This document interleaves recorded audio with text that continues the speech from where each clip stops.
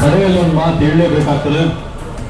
ರಕ್ಷಾರಾಮಯ್ಯನವರು ಸಾವಿರಾರು ಕೋಟಿಗಳ ಒಡೆಯ, ಆಸ್ಪತ್ರೆಗಳಿದೆ ಬೆಂಗಳೂರಲ್ಲಿ, ವಿದ್ಯಾವಂತರು, ವಿದೇಶಗಳಲ್ಲಿ ವಿದ್ಯಾಭ್ಯಾಸ ಮಾಡ್ಕೊಂಡು ಬಂದವರು, ಬೆಂಗಳೂರಲ್ಲಿ ಐಷಾರಾಮಿ ಜೀವನ ಮಾಡ್ಕೊಂಡು ಆರಾಮಾಗಿ ಇಟ್ಕೋಬೇಕಾಗಿದ್ದವರು.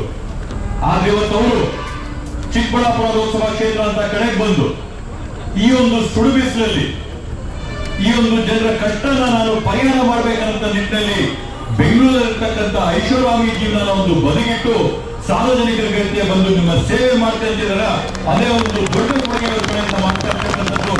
ಆದ್ರಿಂದ ಇಂಥವ್ರನ್ನ